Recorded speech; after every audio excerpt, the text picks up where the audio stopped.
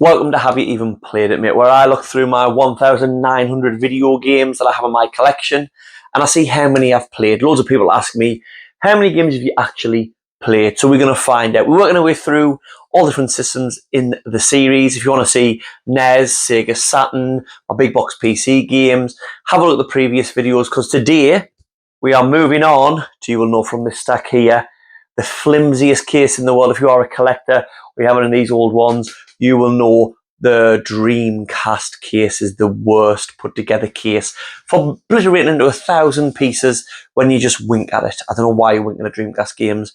You're a pervert. Right, so let's get straight into it. Firstly, I just want to say, if you don't know, this is a VMU, okay? And the VMU is the memory card for the Dreamcast. And this was really cool when it first came out. It's got a little screen on there if you've never used it, where when you would save things, like let's say stuff on Sonic Adventure, there was one where you could have a little Chow Garden, which is like a little pet, like a Tamagotchi. And there was loads of games you could play on here, and one of them was like looking after your pet and stuff. It's got buttons on. Really cool idea, so VMUs for the win. Anyway, let's get into the games. First one is a game I think most people have.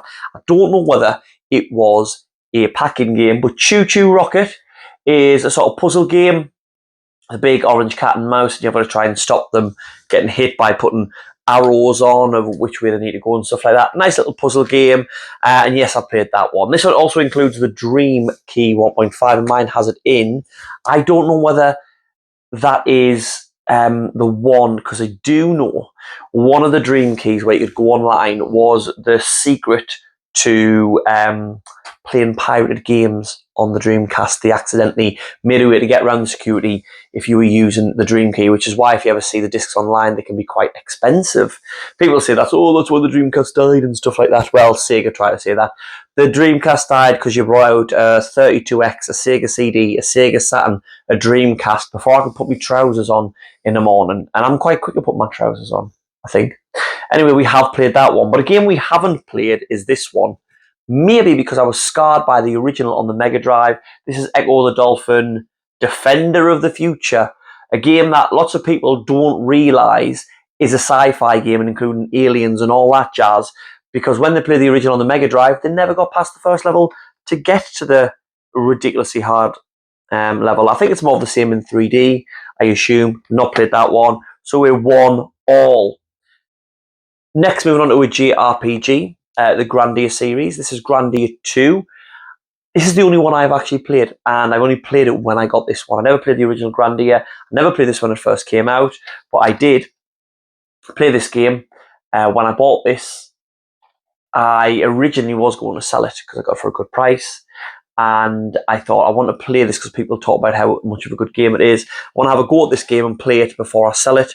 So I played for like 6-7 hours or so, enjoyed the game. Didn't finish it because I sent it off. Game came back because I said it's not got no manual, even though I clearly stated it had no manual in the Vinted listing. But I said, you know what it is? Let's keep it. That's a sign to keep it. And one day we will go back and finish it completely. So yes, we played Grandia 2. Another game, I have definitely played this one, is House of the Dead. House of the Dead is a light gun game if you've never played it. If you've never played it, where you've been, it really leans into the ham B-movie sort of horror acting that you would get in the original Resident Evil and stuff. This game, I've tested to see if it worked. I've got the light gun for the Dreamcast. However, I have played this in the arcade so much. This has had so many of my 50p's. Even recently, the game in the arcade bars and stuff you go to now normally have a House of the Dead. Stresses me out. I like Time Crisis where I can hide, but House of the Dead 2 is a great one. And if you want to improve your typing, there is actually a game called Typing of the Dead. And Typing of the Dead is this House of the Dead game, but instead of using a light gun, you type out words that are above the zombies' heads to kill them to improve your typing. An absolutely genius idea, but never did that. Next one. Yes, we have played it, so that's 3-1. Quake 3 Arena. I haven't played this one. I have played the original Quake loads on my, I think, was it DOS PC, or were we probably on the Windows 95 by the time I got to Quake. But I got this one recently sort of in a bundle. I didn't have a green Dreamcast when they first came out. And it's a very much online game. That's where the fun is, or a multiplayer game. And I'm not going to connect the servers now on Dreamcast, am I? So we've not really tried that one. What we have tried though, if you listen to our podcast 30-something gamers, you will know that this was the first ever cell shaded game, and if you don't, go in the bio, have a listen to 30-something gamers, and I appreciate you for it. This game is cool aesthetic, rollerblading. I wouldn't really compare it to Tony Hawk's because it's not a Tony Hawk's game where you're probably multiplied and stuff like that. You're doing runs, you've got objectives and stuff to do, cool aesthetic, good game to play. If I was going back, I'd say go back to Jet Set Radio Future. But it's an iconic, for me, that's an iconic Dreamcast game. A few iconic Dreamcast games I haven't got, like Crazy Taxi and Ready to Rumble Boxing, which I've got for other systems. But for me, they feel like Dreamcast games. Do you know what I mean? In the comments, what games do you think belong on a system, even if they're cross-platform? You know what I mean? For me, Jet Set Radio isn't a cross-platform one, but it's a Dreamcast classic. This one, Outrigger, arcadey FPS shooter game. Not got much to say about it. It's some good fun. I don't know whether it actually came out in the arcade. I put a few hours into this game, and it's just an arcade game, so there's not 30 hours of story or anything like that. So they've got great names, the characters, and there was one with a really boring name. If you know, put it in the chat. I keep thinking I'm streaming. In the comments, they've all got like quite strange names, and there's one like just Jeff or Bob or Brian or something. So we have played that one. So 1, 2, 3, 4, 5. 1, 2, 3, 4, 5, 5, 2. Another game I have played because I never played it when it first came out, Shenmue, but it is an absolute classic. Innovative game that sort of really set the benchmark for games that eventually came out and set the world on fire, like Yakuza. I could not play this when I got it because of how iconic it is. You might hate us on this, but I'll live on this hill. I didn't like it. Crap. Too slow. Now, if I first played this when it first came out, I might be like, oh, that's cool. I'm going to the arcade. I'm playing arcade games. I can talk to everyone. There's a day and night cycle. Going back to it is rough. And I'll say maybe that's the reason why I didn't enjoy it when I went back and played it. But I couldn't finish it because it was so slow. I have ADHD, so Yakuza, great. Stick with them ones. Another one, Star Wars Demolition. Looks like it could be a fun game. A little, the mighty Jabba asks you to die honourably. Okay. Total vehicular, I love that word. Vehicular, it always reminds me of the wrestling. It's been a vehicular assault. The vehicular carnage in a galaxy far, far away. So I don't know, it's like a vehicle destruction game. Got it with a bundle. Never played it. So I've not played that one. So there's 3 games I have not played. This game, I always feel like was when it came out, I bought it for the N64. And I thought, oh, great, I've got a Legacy of Kain game. No, you haven't. This game is woefully bad, really bad. You might have happy memories with it, but you're wrong. You're wrong. It's not a great game. Yes, we have played that one.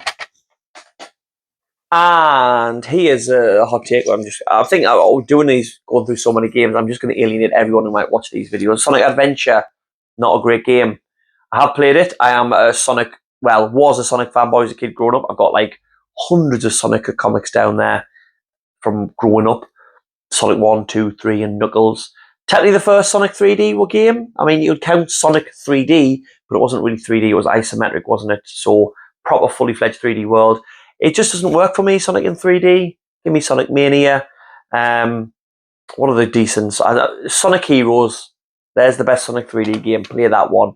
But yes, we have played that one. We've done some fishing with Big the Cat. And my last Dreamcast game is Tomb Raider: The Last Revelation. Yes, we have played this one to death. Growing up, Tomb Raider, it blew my mind when it came out. Great game, remasters. I've actually just pre-ordered 4 to 6 remaster. Now you're saying, Tom, it's out ages, what you pre-ordering for? I don't know if you noticed, but I like physical media. All right, so get off me back. And the physical media, the deluxe edition comes out in September, I think. So I've just pre-ordered that one. So we'll be playing that one again. Call The Last Revelation, because I just had enough. I didn't want to do any more Lara Croft games. Can we do something else, please? Last Revelation, let's kill her off in a pyramid at the end. Spoilers. And they said, no, make a Chronicles game where we look at our past. So, obviously, as we know, the corporate machine wanted more money from the Tomb Raider games. I just didn't want to do it. So, that's it. So there we go, that's my Dreamcast collection. Like I say, I'm getting rid of the smaller collections in these videos first. They are going to get bigger. Some of the bigger ones I'm going to have to break into multiple videos. Like I say, I've got like 700 PS2 games, 600 Xbox 360 games, 100 and odd PlayStation 1 games. So we are going to have to break those down, but so far we're getting the collections in one. So let's have a look. 1, 2, 3, 4, 5, 6, 7, 8, 9. We have played 9 of my Dreamcast games and 3 we haven't played. So there is the percentage. That is how many of my Dreamcast games I have played. And let's put that in with all of the other systems that we've already looked at. Here, I'm not, I can keep it going up there and you can see me. That's where my screen is and it's mirrored, so I keep pointing the wrong way. There is my percentage of the collection of the games I have played so far. The numbers are going up. So the percentage is going to drop slower and go up slower. But we've got the big systems coming up that are going to drop that one down. I am trying to get the percentage up before we see it fall. Thank you so much for watching, and big special thanks to my Patreons. There they are there. They're all lovely people. If you want to join them and say hello to them, I didn't mean join on Patreon, but if you do, that's lovely as well. I'm enjoying them in the Discord. We have a Discord link in the bio. My Twitch, my TikTok, my 30-something Gamers podcast, all that is in the bio. If you want to go and have a look at my lovely content, it would be lovely. I bloody love you. Lovely, lovely, lovely. So, thank you so much for watching. Thank you to my Patreons. And hopefully catch you in the next video.